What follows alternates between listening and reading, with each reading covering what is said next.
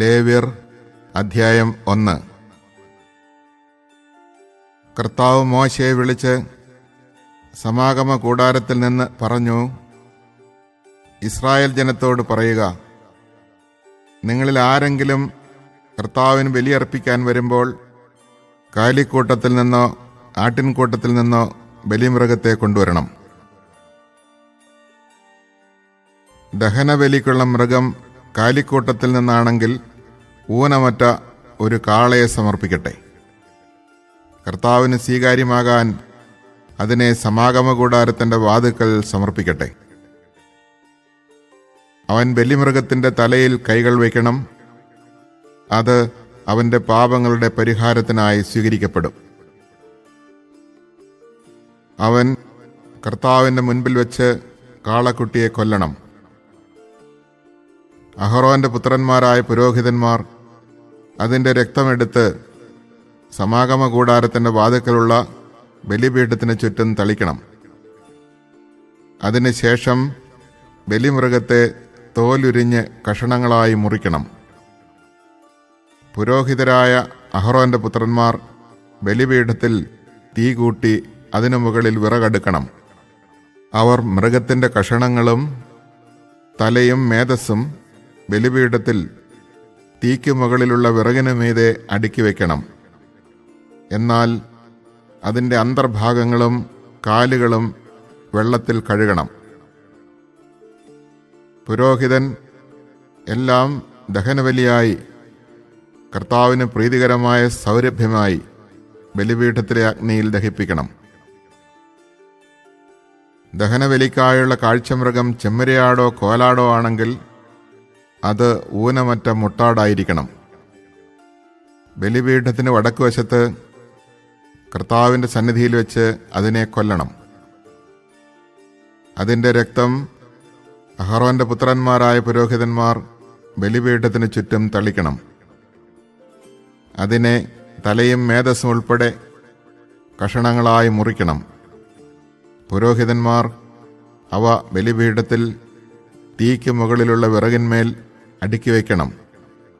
എന്നാൽ അതിൻ്റെ അന്തർഭാഗങ്ങളും കാലുകളും വെള്ളം കൊണ്ട് കഴുകണം.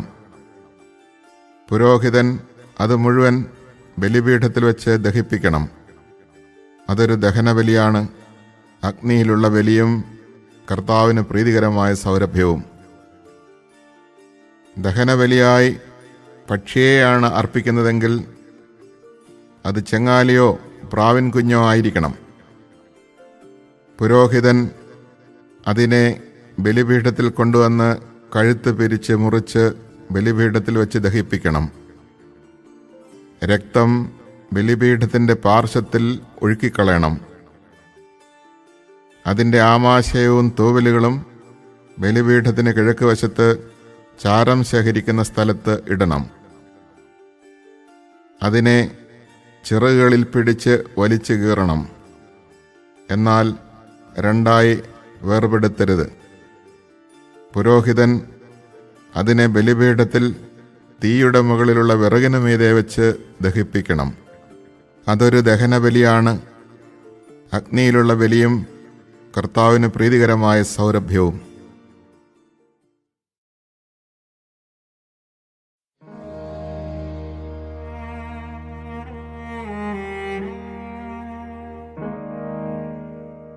ലേവ്യർ അധ്യായം 2. ആരെങ്കിലും കർത്താവിന് ധാന്യബലി അർപ്പിക്കുന്നെങ്കിൽ ബലിവസ്തു നേർമയുള്ള മാവായിരിക്കണം. അതിൽ എണ്ണയൊഴിക്കുകയും കുന്തുരുക്കമിടുകയും ചെയ്യണം. അത് അഹറോന്റെ പുത്രന്മാരായ പുരോഹിതന്മാരുടെ മുമ്പിൽ കൊണ്ടുവരണം. പുരോഹിതൻ ഒരു കൈ മാവും എണ്ണയും കുന്തുരുക്കം മുഴുവനും എടുത്ത് സ്മരണാംശമായി ബലിപീഠത്തിൽ ദഹിപ്പിക്കണം. അത് അഗ്നിയിലുള്ള ബലിയും കർത്താവിന് പ്രീതികരമായ സൗരഭ്യവുമായിരിക്കും. ധാന്യ ബലിവസ്തുവിൽ ശേഷിച്ച ഭാഗം അഹ്റോനും പുത്രന്മാർക്കുമുള്ളതാണ്. കർത്താവിനുള്ള ദഹനബലികളിൽ ഏറ്റവും വിശുദ്ധമാണിത്. ധാന്യബലിക്കുള്ള കാഴ്ചവസ്തു അടുപ്പിൽ ചുട്ടെടുത്തതാണെങ്കിൽ അത് നേരിയ മാവിൽ എണ്ണ ചേർത്തുണ്ടാക്കിയ പുളിപ്പില്ലാത്ത അപ്പമോ എണ്ണ പുരട്ടിയ പുളിപ്പില്ലാത്ത അടയോ ആയിരിക്കണം. നിന്റെ ധാന്യബലിക്കുള്ള കാഴ്ചവസ്തു വറചട്ടിയിൽ പാകപ്പെടുത്തിയതാണെങ്കിൽ അത് പുളിപ്പില്ലാത്ത നേരിയ മാവിൽ എണ്ണ ചേർത്തുണ്ടാക്കിയതായിരിക്കണം. കഷണങ്ങളായി മുറിച്ച് അതിൽ എണ്ണ ഒഴിക്കണം. അത് ഒരു ധാന്യബലിയാണ്. ധാന്യബലിക്കുള്ള കാഴ്ചവസ്തു ഉരുളിയിൽ പാകപ്പെടുത്തിയതാണെങ്കിൽ അത് നേരിയ മാവിൽ എണ്ണ ചേർത്ത് ഉണ്ടാക്കിയതായിരിക്കണം. ഇവ കൊണ്ടുണ്ടാക്കിയ ധാന്യബലി കർത്താവിന് കൊണ്ടുവരുമ്പോൾ അത് പുരോഹിതനെ ഏൽപ്പിക്കണം. അവൻ അത് ബലിപീഠത്തിലേക്ക് കൊണ്ടുവരണം. പുരോഹിതൻ ധാന്യബലിയിൽ നിന്ന് സ്മരണാംശമെടുത്ത് ബലിപീഠത്തിൽ വച്ച് ദഹിപ്പിക്കണം. അത് അഗ്നിയിലുള്ള ബലിയും കർത്താവിന് പ്രീതികരമായ സൗരഭ്യവുമായിരിക്കും. ധാന്യബലിവസ്തുവിൽ ശേഷിക്കുന്നത് അഹ്റോനും പുത്രന്മാർക്കുമുള്ളതാണ്. കർത്താവിനുള്ള ദഹനബലികളിൽ ഏറ്റവും വിശുദ്ധമാണിത്. കർത്താവിന് നിങ്ങൾ കൊണ്ടുവരുന്ന ധാന്യബലി പുളിപ്പ് ചേർത്തതായിരിക്കരുത്. ദഹനബലിയായി പുളിമാവോ തേനോ അർപ്പിക്കരുത്. എന്നാൽ അവ ആദ്യഫലങ്ങളായി കർത്താവിന് സമർപ്പിക്കാം. അവ ഒരിക്കലും കർത്താവിന് സുരഭില ബലിയായി ദഹിപ്പിക്കരുത്. ധാന്യബലിക്കെല്ലാം ഉപ്പ് ചേർക്കണം. ധാന്യബലിയിൽ നിന്ന് നിന്റെ ദൈവത്തിൻ്റെ ഉടമ്പടിയുടെ ഉപ്പ് നീക്കിക്കളയരുത്. എല്ലാ ധാന്യബലിയോടും കൂടെ ഉപ്പ് സമർപ്പിക്കണം. ആദ്യഫലങ്ങൾ കർത്താവിന് ധാന്യബലിയായി സമർപ്പിക്കുന്നെങ്കിൽ പുതിയ കതിരുകളിൽ നിന്നുള്ള മണികൾ തീയിൽ ഉണക്കിപ്പൊടിച്ച് സമർപ്പിക്കണം. അതിൽ എണ്ണയൊഴിക്കുകയും കുന്തുരുക്കമിടുകയും വേണം. അത് ഒരു ധാന്യബലിയാണ്.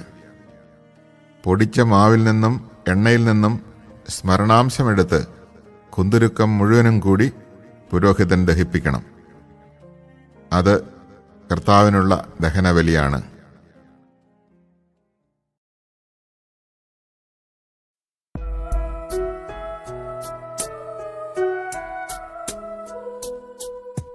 ലേവ്യർ അധ്യായം 3. സമാധാനബലിക്കായി കാലിക്കൂട്ടത്തിൽ നിന്നാണ് കർത്താവിന് കാഴ്ച കൊണ്ടുവരുന്നതെങ്കിൽ അത് ഊനമറ്റ കാളയോ പശുവോ ആയിരിക്കണം. ബലിമൃഗത്തിൻ്റെ തലയിൽ കൈവയ്ക്കുകയും സമാഗമകൂടാരത്തിൻ്റെ വാതിൽക്കൽ വെച്ച് അതിനെ കൊല്ലുകയും വേണം. അഹ്റോന്റെ പുത്രന്മാരായ പുരോഹിതന്മാർ അതിൻ്റെ രക്തം ബലിപീഠത്തിന് ചുറ്റും തളിക്കണം. സമാധാന ബലിമൃഗത്തിൻ്റെ ആന്തരിക അവയവങ്ങളിലും അവയെ പൊതിഞ്ഞുമുള്ള മേധസ് കർത്താവിന് ദഹനബലിക്കായി എടുക്കണം. അതിൻ്റെ ഇരുവൃക്കകളും അവയോടൊപ്പം അരക്കെട്ടിലുള്ള മേധസ്സും കരളിന് മുകളിലുള്ള നെയ്വലയും എടുക്കണം. അഹ്റോന്റെ പുത്രന്മാർ അവ ബലിപീഠത്തിൽ വിറകിന് മുകളിൽ വെച്ച് അഗ്നിയിൽ ദഹിപ്പിക്കണം. അത് ദഹനബലിയും കർത്താവിന് പ്രീതികരമായ സൗരഭ്യവുമായിരിക്കും. ആട്ടിൻകൂട്ടത്തിൽ നിന്നാണ് സമാധാനബലിക്കായി കർത്താവിന് കാഴ്ച കൊണ്ടുവരുന്നതെങ്കിൽ അത് ഊനമറ്റ മുട്ടാടോ പെണ്ണാടോ ആയിരിക്കണം. ആട്ടിൻകുട്ടിയെയാണ് ബലിവസ്തുവായി സമർപ്പിക്കുന്നതെങ്കിൽ അതിനെ കർത്താവിൻ്റെ മുമ്പിൽ കൊണ്ടുവരട്ടെ. അതിൻ്റെ തലയിൽ കൈവച്ചതിന് ശേഷം സമാഗമകൂടാരത്തിൻ്റെ മുൻപിൽ വെച്ച് അതിനെ കൊല്ലണം. അഹ്റോന്റെ പുത്രന്മാർ അതിൻ്റെ രക്തം ബലിപീഠത്തിന് ചുറ്റും തളിക്കണം. സമാധാന ബലിമൃഗത്തിൻ്റെ മേധസ്സും ആന്തരിക അവയവങ്ങളിലും അവയെ പൊതിഞ്ഞുമുള്ള മേധസ്സും നട്ടെല്ലോട് ചേർത്ത് മുറിച്ചെടുത്ത കൊഴുത്ത വാലും കർത്താവിന് ദഹനബലിക്കായി എടുക്കണം. അതിൻ്റെ ഇരുവൃക്കകളും അവയിലും അരക്കെട്ടിലുമുള്ള മേധസ്സും കരളിന് മുകളിലുള്ള നെയ്വലയും എടുക്കണം. പുരോഹിതൻ അവ കർത്താവിന് ഭോജനബലിയായി ബലിപീഠത്തിൽ ദഹിപ്പിക്കണം. ബലിമൃഗം കോലാടാണെങ്കിൽ അതിനെ കർത്താവിന് മുമ്പിൽ കൊണ്ടുവരണം. അതിൻ്റെ തലയിൽ കൈവച്ചതിന് ശേഷം സമാഗമകൂടാരത്തിൻ്റെ മുമ്പിൽ വെച്ച് അതിനെ കൊല്ലണം. അഹ്റോന്റെ പുത്രന്മാർ അതിൻ്റെ രക്തം ബലിപീഠത്തിന് ചുറ്റും തളിക്കണം. അതിൻ്റെ ആന്തരിക അവയവങ്ങളിലും അവയെ പൊതിഞ്ഞുമുള്ള മേധസ് മുഴുവനും കർത്താവിന് ദഹനബലിക്കായി എടുക്കണം. അതിൻ്റെ ഇരുവൃക്കകളും അവയിലും അരക്കെട്ടിലുമുള്ള മേധസ്സും കരളിന് മുകളിലുള്ള നെയ്വലയും എടുക്കണം. പുരോഹിതൻ അവ ബലിപീഠത്തിൽ വെച്ച് ദഹിപ്പിക്കണം. അത് കർത്താവിന് പ്രീതികരമായ സൗരഭ്യത്തിനായി അഗ്നിയിൽ സമർപ്പിക്കുന്ന ഭോജനബലിയാണ്. മേധസ് മുഴുവൻ കർത്താവിനുള്ളതത്രേ. രക്തവും മേധസ്സും ഭക്ഷിച്ചുകൂടാ എന്നത് നിങ്ങൾ വസിക്കുന്നിടത്തെല്ലാം തലമുറ തോറും എന്നേക്കുമുള്ള ഒരു നിയമമായിരിക്കും.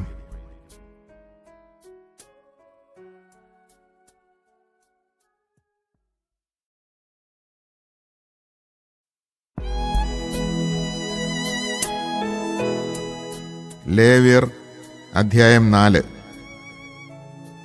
കർത്താവ് മോശയോട് അരുളി ചെയ്തു, ഇസ്രായേൽ ജനത്തോട് പറയുക, ചെയ്യരുത് എന്ന് കർത്താവ് വിലക്കിയിട്ടുള്ളവയിൽ ഏതെങ്കിലും ഒന്നിനെതിരായി ആരെങ്കിലും അറിവില്ലായ്മ മൂലം പാപം ചെയ്യുന്നുവെന്നിരിക്കട്ടെ.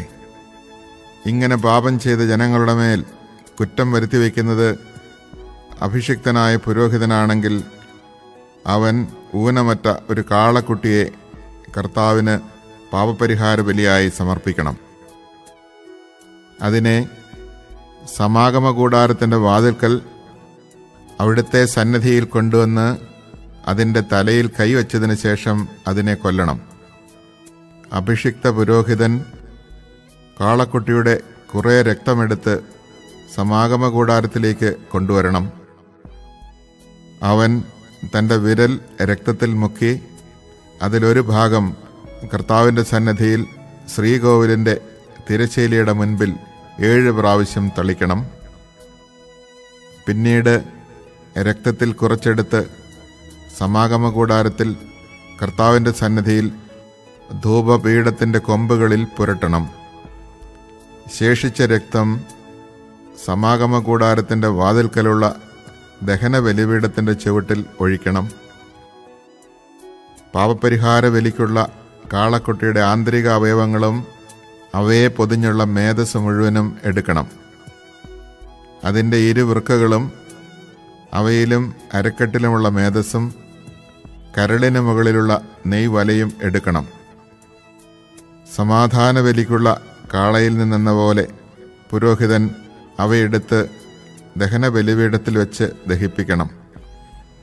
എന്നാൽ കാളക്കുട്ടിയുടെ തോലും മാംസം മുഴുവനും തലയും കാലുകളും ആന്തരിക അവയവങ്ങളും ചാണകവും കാളയെ മുഴുവനും പാളയത്തിന് വെളിയിൽ ചാരമിടുന്ന വൃത്തിയുള്ള സ്ഥലത്ത് കൊണ്ടുവന്ന് കത്തുന്ന വിറകിന്മേൽ വെച്ച് ദഹിപ്പിക്കണം. ചാരമിടുന്ന സ്ഥലത്ത് തന്നെ അതിനെ ദഹിപ്പിക്കണം. ഇസ്രായേൽ സമൂഹം മുഴുവൻ അറിവില്ലായ്മ മൂലം പാപം ചെയ്യുകയും കർത്താവ് വിലക്കിയിരിക്കുന്നതിൽ ഏതെങ്കിലും ഒന്ന് ചെയ്ത് കുറ്റക്കാരാവുകയും അക്കാര്യം അവരുടെ ശ്രദ്ധയിൽപ്പെടാതിരിക്കുകയും ചെയ്യുന്നുവെന്നിരിക്കട്ടെ. എന്നാൽ തങ്ങളുടെ പാപങ്ങളെക്കുറിച്ച് അറിയുമ്പോൾ പാപപരിഹാര ബലിക്കായി സമൂഹം മുഴുവൻ ഒരു കാളക്കുട്ടിയെ കാഴ്ചവെക്കുകയും അതിനെ സമാഗമകൂടാരത്തിൻ്റെ വാതിൽക്കൽ കൊണ്ടുവരികയും വേണം. സമൂഹത്തിലെ ശ്രേഷ്ഠന്മാർ കർത്താവിൻ്റെ സന്നിധിയിൽ വെച്ച് കാളക്കുട്ടിയുടെ തലയിൽ കൈകൾ വയ്ക്കണം. അതിനെ അവിടുത്തെ മുൻപിൽ വെച്ച് കൊല്ലണം. അഭിഷിക്തനായ പുരോഹിതൻ കാളക്കുട്ടിയുടെ കുറേ രക്തം സമാഗമകൂടാരത്തിലേക്ക് കൊണ്ടുവരണം. അവൻ രക്തത്തിൽ വിരൽ മുക്കി കർത്താവിൻ്റെ സന്നിധിയിൽ തിരശ്ശീലയ്ക്ക് മുൻപിൽ 7 പ്രാവശ്യം തളിക്കണം. കുറേ രക്തമെടുത്ത് സമാഗമകൂടാരത്തിൽ കർത്താവിൻ്റെ സന്നിധിയിലുള്ള ബലിപീഠത്തിൻ്റെ കൊമ്പുകളിൽ പുരട്ടണം. ബാക്കി രക്തം സമാഗമകൂടാരത്തിൻ്റെ വാതിൽക്കലുള്ള ദഹന ബലിപീഠത്തിൻ്റെ ചുവട്ടിൽ ഒഴിക്കണം. അതിൻ്റെ മേധസ് മുഴുവനും എടുത്ത് ബലിപീഠത്തിൽ വെച്ച് ദഹിപ്പിക്കണം. പാപപരിഹാര ബലിക്കുള്ള കാളക്കുട്ടിയെ എന്ന പോലെ ഈ കാളക്കുട്ടിയെയും ദഹിപ്പിക്കണം. അങ്ങനെ അവർക്ക് വേണ്ടി പുരോഹിതൻ പാപപരിഹാരം ചെയ്യണം. അപ്പോൾ അവരുടെ കുറ്റം ക്ഷമിക്കപ്പെടും. അനന്തരം കാളയെ കൂടാരത്തിന് വെളിയിൽ കൊണ്ടുപോയി ആദ്യത്തെ കാളയെ ദഹിപ്പിച്ചതുപോലെ ദഹിപ്പിക്കണം. ഇത് സമൂഹത്തിനു വേണ്ടിയുള്ള പാപപരിഹാര ബലിയാണ്. ഒരു ഭരണാധികാരി തൻ്റെ ദൈവമായ കർത്താവ് വിലക്കിയിട്ടുള്ളവയിൽ ഏതെങ്കിലും ഒന്ന് അറിവില്ലായ്മ മൂലം ചെയ്ത് കുറ്റക്കാരനാകുന്നെന്നിരിക്കട്ടെ. അവൻ തൻ്റെ തെറ്റ് മനസ്സിലാക്കുമ്പോൾ ഊനമറ്റ ഒരു കോലാട്ടിൻമുട്ടനെ കർത്താവിന് ബലിയർപ്പിക്കണം. അവൻ അതിൻ്റെ തലയിൽ കൈവയ്ക്കുകയും കർത്താവിൻ്റെ സന്നിധിയിൽ ദഹനബലിക്കായി മൃഗങ്ങളെ കൊല്ലുന്ന സ്ഥലത്ത് വെച്ച് അതിനെ കൊല്ലുകയും വേണം. ഇത് ഒരു പാപപരിഹാര ബലിയാണ്. പുരോഹിതൻ കുറച്ച് രക്തമെടുത്ത് അതിൽ വിരൽ മുക്കി ദഹനബലിപീഠത്തിൻ്റെ കൊമ്പുകളിൽ പുരട്ടണം. ശേഷിച്ചത് ബലിപീഠത്തിൻ്റെ ചുവട്ടിൽ ഒഴിക്കണം. അതിൻ്റെ മേധസ് മുഴുവനും സമാധാന ബലിക്കുള്ള മൃഗത്തിൻ്റെ മേധസ് പോലെ ബലിപീഠത്തിൽ വെച്ച് ദഹിപ്പിക്കണം. അങ്ങനെ പുരോഹിതൻ അവൻ്റെ പാപത്തിന് പരിഹാരം ചെയ്യണം. അപ്പോൾ കുറ്റം ക്ഷമിക്കപ്പെടും. ജനങ്ങളിൽ ആരെങ്കിലും കർത്താവ് വിലക്കിയിട്ടുള്ളതിൽ ഏതെങ്കിലും ഒന്ന് അറിവില്ലായ്മ കൊണ്ട് ചെയ്ത് കുറ്റക്കാരനായി എന്നിരിക്കട്ടെ. അവൻ തൻ്റെ തെറ്റ് മനസ്സിലാക്കുമ്പോൾ ഊനമറ്റ ഒരു പെൺകോലാടിനെ പാപപരിഹാരത്തിനായി സമർപ്പിക്കണം. അവൻ ബലിമൃഗത്തിൻ്റെ തലയിൽ കൈവയ്ക്കുകയും ദഹനബലിക്കുള്ള സ്ഥലത്ത് വെച്ച് അതിനെ കൊല്ലുകയും വേണം. പുരോഹിതൻ കുറച്ച് രക്തമെടുത്ത് അതിൽ വിരൽ മുക്കി ദഹനബലിപീഠത്തിൻ്റെ കൊമ്പുകളിൽ പുരട്ടുകയും ശേഷിച്ചത് ബലിപീഠത്തിൻ്റെ ചുവട്ടിൽ ഒഴിക്കുകയും വേണം. സമാധാന ബലിക്കുള്ള മൃഗത്തിൽ നിന്ന് മേധസ് മാറ്റിയെടുക്കുന്നതുപോലെ അതിൻ്റെ മേധസ് മുഴുവൻ എടുത്ത് പുരോഹിതൻ കർത്താവിന് പ്രീതികരമായ സൗരഭ്യത്തിനായി ബലിപീഠത്തിൽ വെച്ച് ദഹിപ്പിക്കണം. അങ്ങനെ പുരോഹിതൻ അവനു വേണ്ടി പരിഹാരം ചെയ്യണം. അപ്പോൾ തെറ്റ് ക്ഷമിക്കപ്പെടും.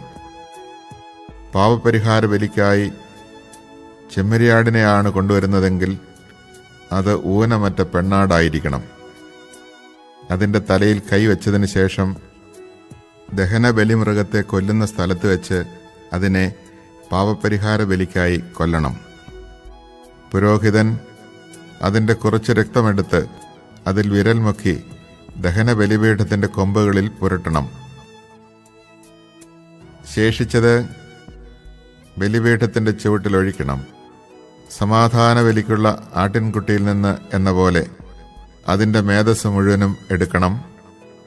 പുരോഹിതൻ അത് കർത്താവിന് ദഹനബലിയായി ബലിപീഠത്തിൽ വെച്ച് ദഹിപ്പിക്കണം. അങ്ങനെ പുരോഹിതൻ അവൻ്റെ പാപങ്ങൾക്ക് പരിഹാരം ചെയ്യണം. അപ്പോൾ കുറ്റം ക്ഷമിക്കപ്പെടും.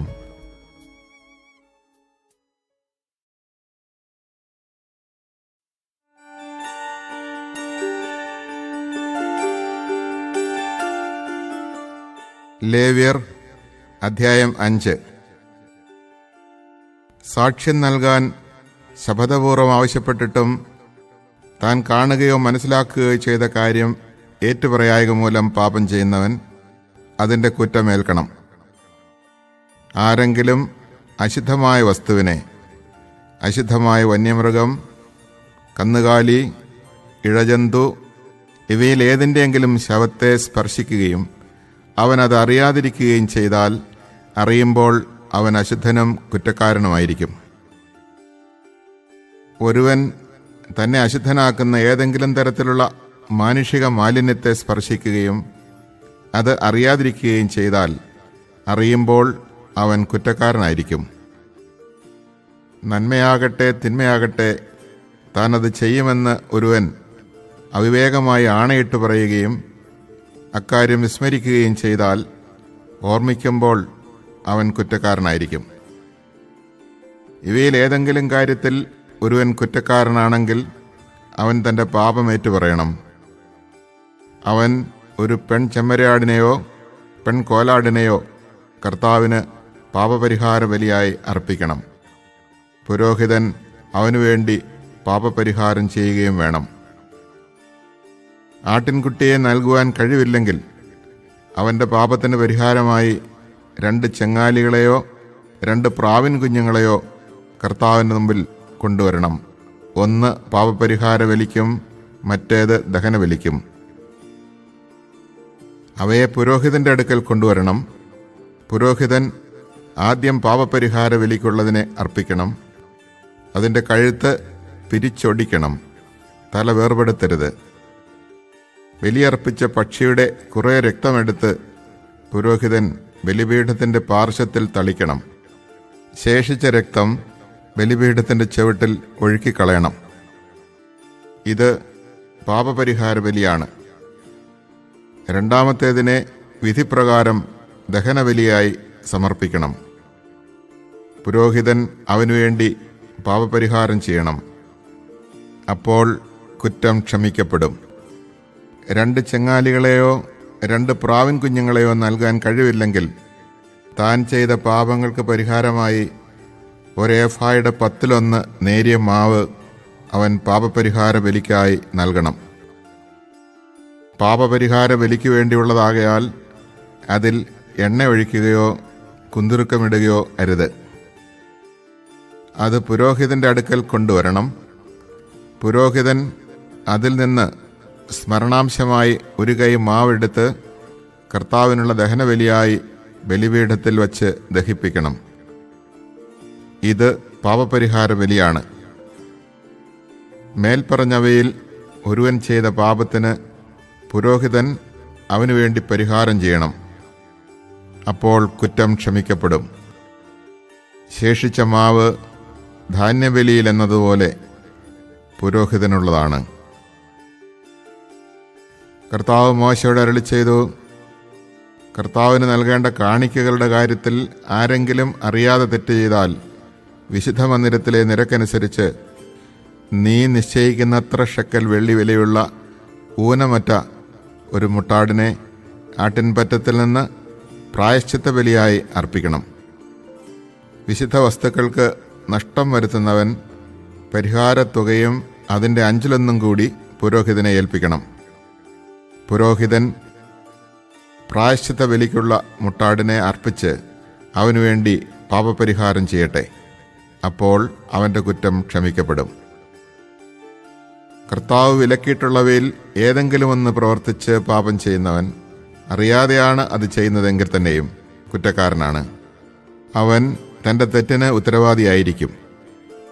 പ്രായശ്ചിത്ത ബലിയുടെ ചെലവ് അനുസരിച്ച് നീ നിശ്ചയിക്കുന്ന വിലയ്ക്കുള്ളതും ഊനമറ്റതുമായ ഒരു മുട്ടാടിനെ അവൻ ആട്ടിൻപറ്റത്തിൽ നിന്ന് പുരോഹിതൻ്റെ അടുക്കൽ കൊണ്ടുവരണം. അറിയാതെ ചെയ്ത പാപത്തിന് പുരോഹിതൻ അവനുവേണ്ടി പരിഹാരം ചെയ്യണം. അപ്പോൾ കുറ്റം ക്ഷമിക്കപ്പെടും. ഇത് പ്രായശ്ചിത്ത ബലിയാണ്. അവൻ കർത്താവിൻ്റെ മുൻപിൽ കുറ്റക്കാരനാണല്ലോ.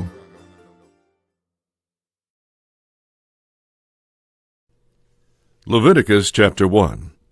The Lord called Moses, and from the meeting tent gave him this message. Speak to the Israelites and tell them, when any one of you wishes to bring an animal offering to the Lord, such an offering must be from the herd or from the flock. If his holocaust offering is from the herd, it must be a male without blemish. To find favor with the Lord, he shall bring it to the entrance of the meeting tent, and there lay his hand on the head of the holocaust, so that it may be acceptable to make atonement for him. He shall then slaughter the bull before the Lord, but Aaron's sons, the priests, shall offer up its blood by splashing it on the sides of the altar, which is at the entrance of the meeting tent.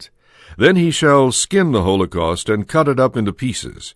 After Aaron's sons, the priests, have put some burning embers on the altar, and laid some wood on them, they shall lay the pieces of meat, together with the head and the suet, on top of the wood and embers on the altar. The inner organs and the shanks, however, the offerer shall first wash with water. The priest shall then burn the whole offering on the altar as a holocaust, a sweet-smelling oblation to the Lord. If his holocaust offering is from the flock, that is, a sheep or a goat, he must bring a male without blemish. This he shall slaughter before the Lord at the north side of the altar. Then Aaron's sons, the priests, shall splash its blood on the sides of the altar. When the offerer has cut it up into pieces, the priest shall lay these, together with the head and suet, on top of the wood and the fire on the altar. The inner organs and the shanks, however, the offerer shall first wash with water. The priest shall offer them up, and then burn the whole offering on the altar as a holocaust, a sweet-smelling oblation to the Lord. If he offers a bird as a holocaust to the Lord, he shall choose a turtle-dove or a pigeon as his offering. Having brought it to the altar where it is to be burned, the priest shall snap its head loose and squeeze out its blood against the side of the altar. Its crop and feathers shall be removed and thrown on the ash heap at the east side of the altar. Then, having split the bird down the middle, without separating the halves, the priest shall burn it on the altar, over the wood on the fire, as a holocaust, a sweet-smelling oblation to the Lord. Chapter 2. When anyone wishes to bring a cereal offering to the Lord, his offering must consist of fine flour. He shall pour oil on it and put frankincense over it. When he has brought it to Aaron's sons, the priests, one of them shall take a handful of this fine flour and oil, together with all the frankincense, and this he shall burn on the altar as a token offering, a sweet-smelling oblation to the Lord. The rest of the cereal offering belongs to Aaron and his sons. It is a most sacred oblation to the Lord. When the cereal offering you present is baked in an oven, it must be in the form of unleavened cakes made of fine flour mixed with oil, or of unleavened wafers spread with oil. If you present a cereal offering that is fried on a griddle, it must be of fine flour mixed with oil and unleavened. Such a cereal offering must be broken into pieces, and oil must be poured over it. If you present a cereal offering that is prepared in a pot, it must be of fine flour, deep-fried in oil. A cereal offering that is made in any of these ways you shall bring to the Lord, offering it to the priest, who shall take it to the altar. Its token offering the priest shall then lift from the cereal offering and burn on the altar as a sweet-smelling oblation to the Lord. The rest of the cereal offering belongs to Aaron and his sons. It is a most sacred oblation to the Lord. Every cereal offering that you present to the Lord shall be unleavened, for you shall not burn any leaven or honey as an oblation to the Lord. Such you may indeed present to the Lord in the offering of first fruits, but they are not to be placed on the altar for a pleasing odor. However, every cereal offering that you present to the Lord shall be seasoned with salt. Do not let the salt of the covenant of your God be lacking from your cereal offering. On every offering you shall offer salt. If you present a cereal offering of first fruits to the Lord, you shall offer it in the form of fresh grits of new ears of grain, roasted by fire. On this cereal offering you shall put oil and frankincense. For its token offering the priest shall then burn some of the grits and oil, together with all the frankincense, as an oblation to the Lord. Chapter 3. If someone in presenting a peace offering makes his offering from the herd, he may offer before the Lord either a male or a female animal, but it must be without blemish. He shall lay his hand on the head of his offering, and then slaughter it at the entrance of the meeting tent. But Aaron's sons, the priests, shall splash its blood on the sides of the altar. From the peace offering he shall offer, as an oblation to the Lord, the fatty membrane over the inner organs, and all the fat that adheres to them, as well as the 2 kidneys with the fat on them near the loins, and the lobe of the liver, which he shall sever above the kidneys. All this Aaron's son shall then burn on the altar with the holocaust, on the wood over the fire, as a sweet-smelling oblation to the Lord. If the peace offering he presents to the Lord is from the flock, he may offer either a male or a female animal, but it must be without blemish. If he presents a lamb as his offering, he shall bring it before the Lord, and after laying his hand on the head of his offering, he shall slaughter it before the meeting tent. But Aaron's son shall splash its blood on the sides of the altar. As an oblation to the Lord he shall present the fat of the peace offering, the whole fatty tail, which he must sever close to the spine, the fatty membrane over the inner organs, and all the fat that adheres to them, as well as the 2 kidneys, with the fat on them near the loins, and the lobe of the liver, which he must sever above the kidneys. All this the priest shall burn on the altar as the food of the Lord's oblation. If he presents a goat, he shall bring it before the Lord, and after laying his hand on its head, he shall slaughter it before the meeting tent. But Aaron's son shall splash its blood on the sides of the altar. From it he shall offer as an oblation to the Lord the fatty membrane over the inner organs, and all the fat that adheres to them, as well as the 2 kidneys, with the fat on them near the loins, and the lobe of the liver, which he must sever above the kidneys. All this the priest shall burn on the altar as the food of the sweet-smelling oblation.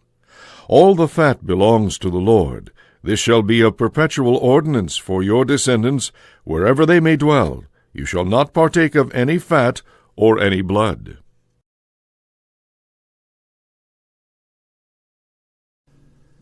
Chapter 4. The Lord said to Moses, Tell the Israelites, when a person inadvertently commits a sin against some command of the Lord by doing one of the forbidden things, if it is the anointed priest who thus sins and thereby makes the people also become guilty, he shall present to the Lord a young, unblemished bull as a sin offering for the sin he committed. Bringing the bullock to the entrance of the meeting tent before the Lord, he shall lay his hand on its head and slaughter it before the Lord. The anointed priest shall then take some of the bullock's blood and bring it into the meeting tent, where, dipping his finger in the blood, he shall sprinkle it 7 times before the Lord toward the veil of the sanctuary. The priest shall also put some of the blood on the horns of the altar of fragrant incense, which is before the Lord in the meeting tent. The rest of the bullock's blood he shall pour out at the base of the altar of holocausts, which is at the entrance of the meeting tent. From the sin-offering bullock he shall remove all the fat, the fatty membrane over the inner organs, and all the fat that adheres to them, as well as the 2 kidneys with the fat on them near the loins, and the lobe of the liver which he must sever above the kidneys. This is the same as is removed from the ox of the peace offering, and the priest shall burn it on the altar of holocausts. The hide of the bullock and all its flesh, with its head, legs, inner organs, and offal, in short, the whole bullock shall be brought outside the camp to a clean place, where the ashes are deposited, and there be burned up in a wood fire. At the place of the ash heap, there it must be burned. If the whole community of Israel inadvertently and without even being aware of it does something that the Lord has forbidden, and thus makes itself guilty, should it later on become known that the sin was committed, the community shall present a young bull as a sin offering. They shall bring it before the meeting tent, and here, before the Lord, the elders of the community shall lay their hands on the bullock's head.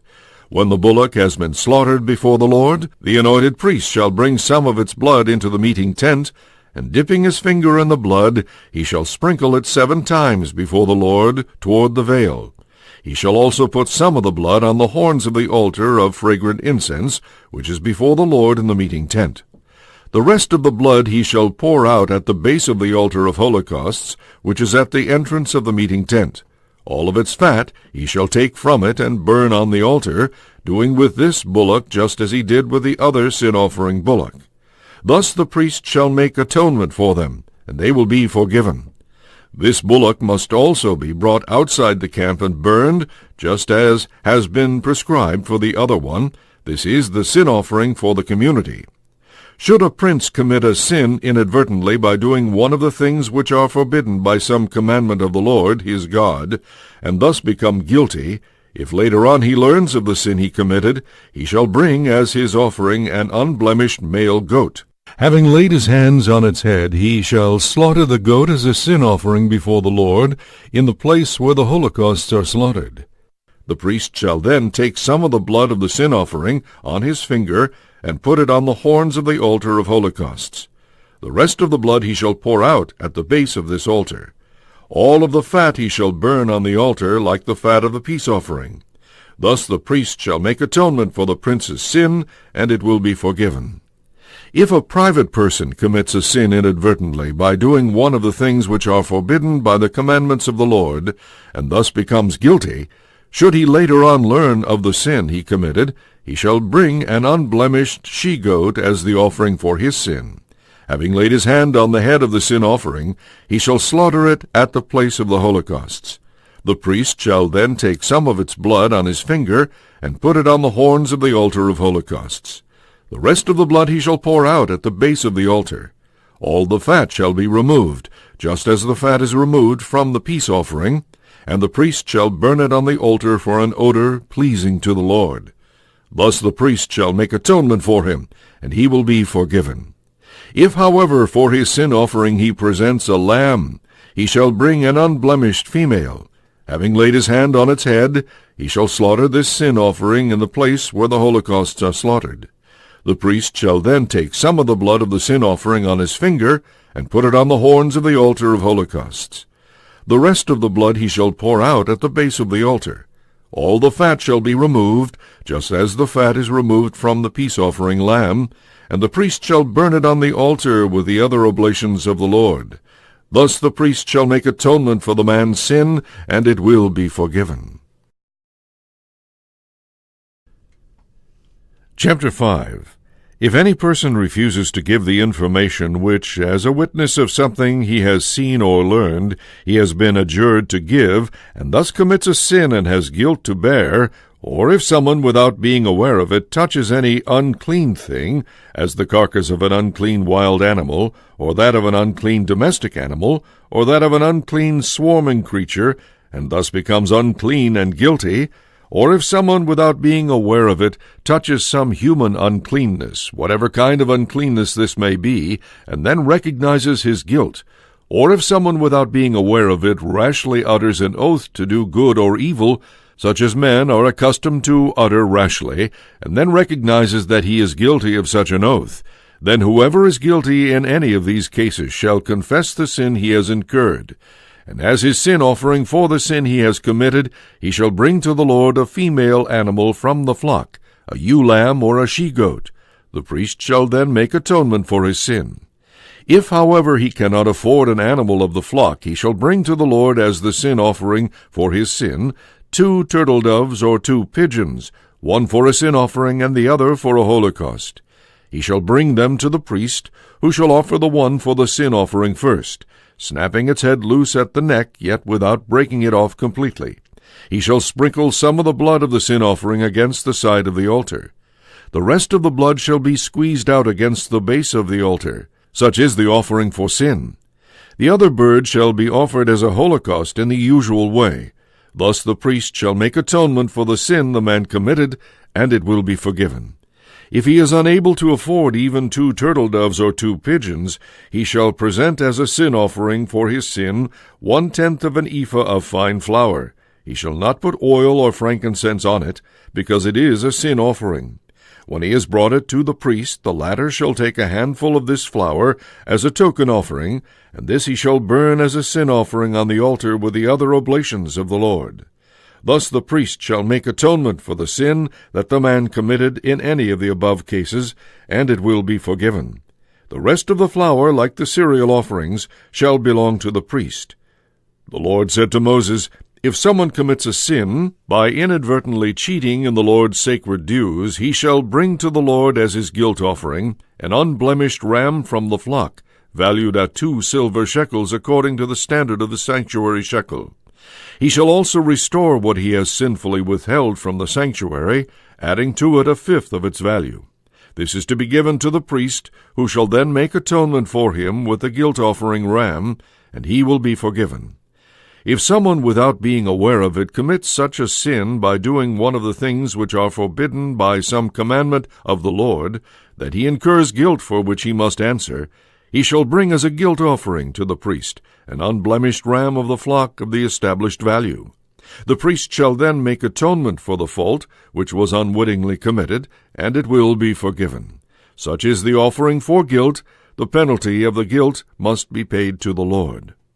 The Lord said to Moses, If someone commits a sin of dishonesty against the Lord by denying his neighbor a deposit or a pledge for a stolen article, or by otherwise retaining his neighbor's goods unjustly, or if, having found a lost article, he denies the fact and swears falsely about it with any of the sinful oaths that men make in such cases, he shall therefore, since he has incurred guilt by his sin, restore the thing that was stolen, or unjustly retained by him, or the deposit left with him, or the lost article he found, or whatever else he swore falsely about. On the day of his guilt offering he shall make full restitution of the thing itself, and in addition give the owner 1/5 of its value. As his guilt offering he shall bring to the Lord an unblemished ram of the flock of the established value. When he has presented this as his guilt offering to the priest, the latter shall make atonement for him before the Lord, and he will be forgiven whatever guilt he may have incurred.